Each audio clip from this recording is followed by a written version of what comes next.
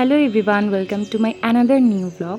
আগের ব্লগটা তো দেখেছেন নিশ্চয়ই, না দেখে থাকলে কি ঝপাঝপ দেখুন, লাইক শেয়ার কমেন্ট করতে ভুলবেন না।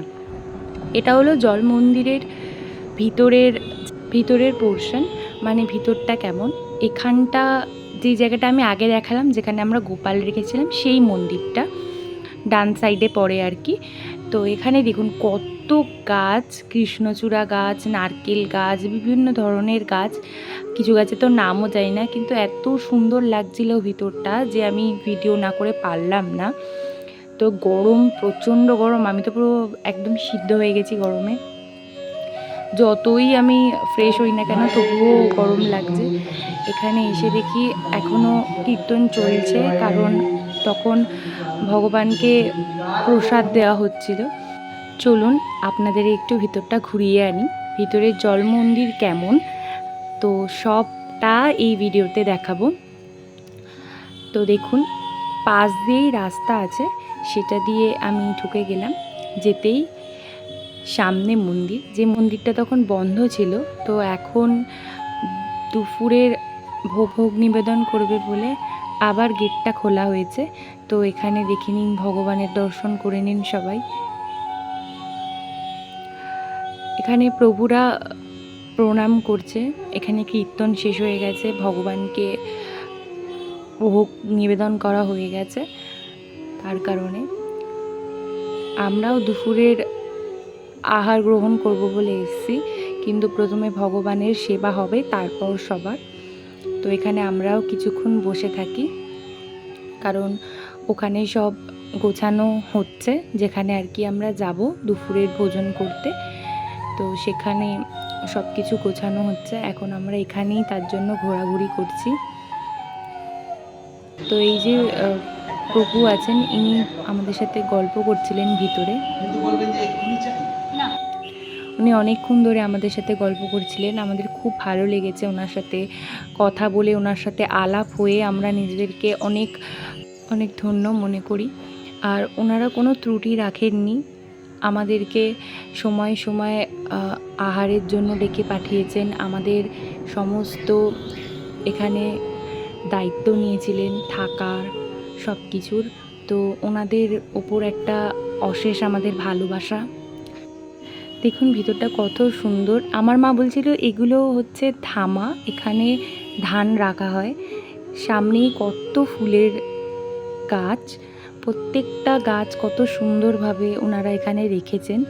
তো এই সাইডে না রান্নাও হয়, আবার মানে খাওয়া দাওয়াও এখানেই হয়।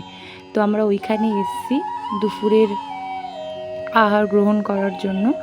তো এখানে এসে দেখি রান্না করার জন্য কাঠ সব কিছু কেটে সুন্দর করে সাজানো আছে। আর ওই পাশে ওই যে উঁচু হয়ে রয়েছে, ওগুলো হচ্ছে ভুট্টা শুকনো করা, ওগুলো রান্না করার জন্য, মানে আগুনে দিয়ে রান্না করার জন্য রাখা আর কি।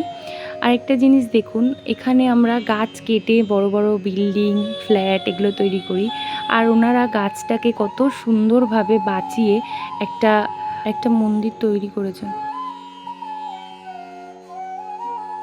অনেক কিছু আছে যেগুলো প্রথমবার দেখছি, যেমন এটাই ধরুন সামান্য জিনিস, কিন্তু তাও মনে হচ্ছে নতুনত্ব।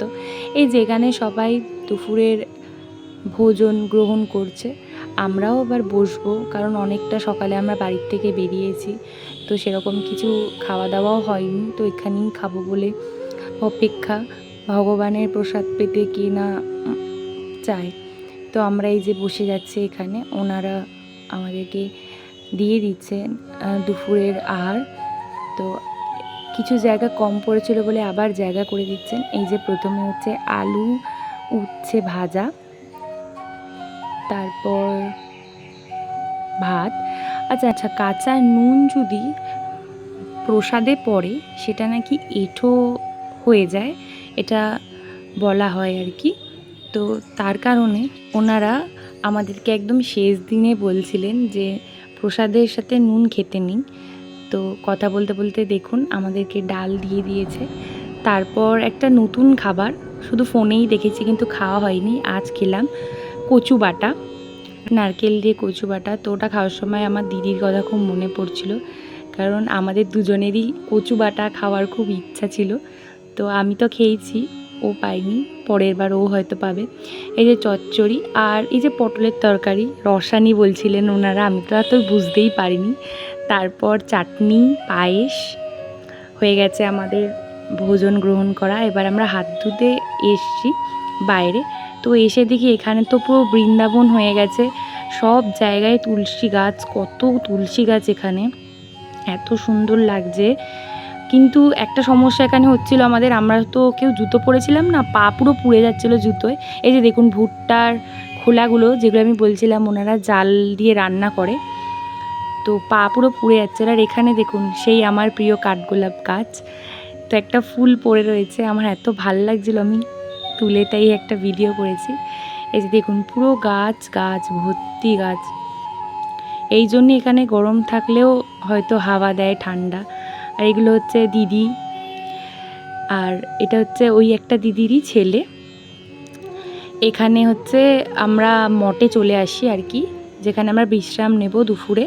তো সেখানে আমি বলেছিলাম যে খুব রাজহাঁস আছে বড় বড়, তো এখানে সবাই বিস্কুট মুড়ি এগুলো ওদেরকে দেয় খেতে। তো ওরা এখন সামনের দিকে এসে ওগুলোই খাওয়া দাওয়া করছে। তো তখন আমি একটা ভিডিও করি, দেখুন না উঠে ওপরের দিকে চলে আসছে খাবে বলে। আর তো শুনেছি রাজহাঁস কামড়ে দেয়, তো ওগুলো খুব ভয় লাগছিল, তাও অনেকে সামনের দিক দিয়ে ওদেরকে খেতে দিচ্ছিল। দেখে নিন এই যে মন্দির জলের মধ্যে, খুব সুন্দর দৃশ্য। এগুলো হয়তো জানি না আবার। আর নেক্সট ব্লগ খুব তাড়াতাড়ি আসছে, ততক্ষণের জন্য বাই। আর অনেক লাইক কমেন্ট শেয়ার করুন, আর অনেক ভালোবাসা দিয়ে চ্যানেলটা বড় করে তুলুন।